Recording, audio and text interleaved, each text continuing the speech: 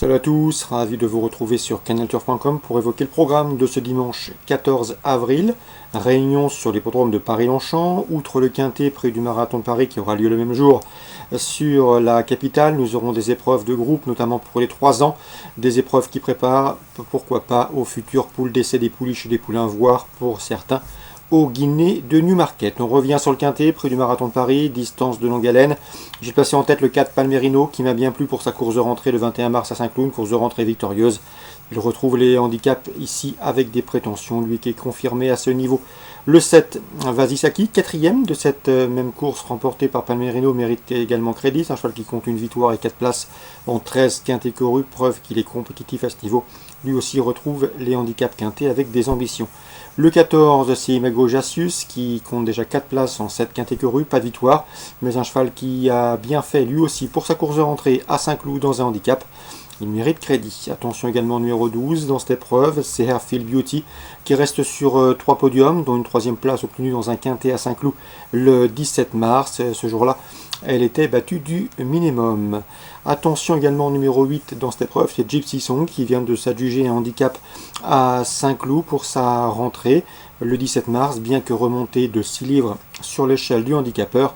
Elle peut parfaitement confirmer et prendre un bon accessite. Attention également aux 2 Magical Forest, aux 3 Ambesso ou encore au numéro 9 Souvigné, lesquels viennent de se mesurer en étant affichés 1er, 4e et 2e d'un quintet, le prix Sagaro, disputé sur la PSF de Chantilly le 19 mars, et dans une épreuve où ces 3-là devançaient plusieurs de leurs rivaux du jour. En canon partant sera le numéro 6, Rock and Dandy.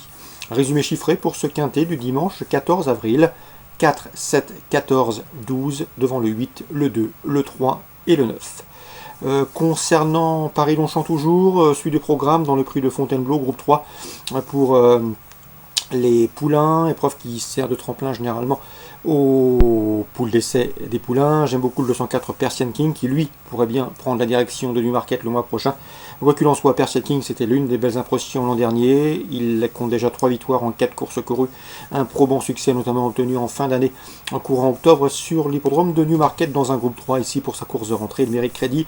À mon avis, son principal rival sera son compagnon de couleur et d'entraînement, le 203 Epiquero, qui pour sa course de rentrée a fait sensation. Il a gagné avec désinvolture, une épreuve disputée sur la PSF de Chantilly le mois dernier.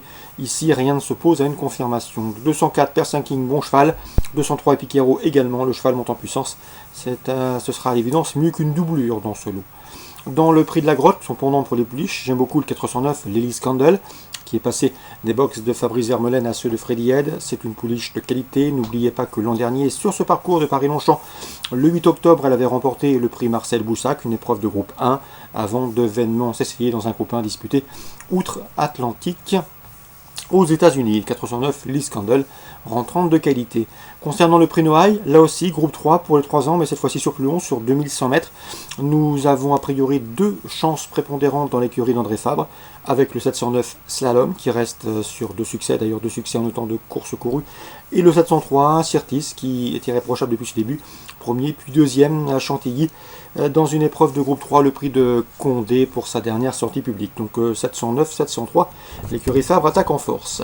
Strasbourg Réunion 4, dans la 2e, je vous conseille le 203 Brother Bernard, qui a déjà couru un quintet à Auteuil et qui vient de se classer 4e sur ce tracé le mois dernier, le 23 mars. À mon avis, le lot est dans ses cordes.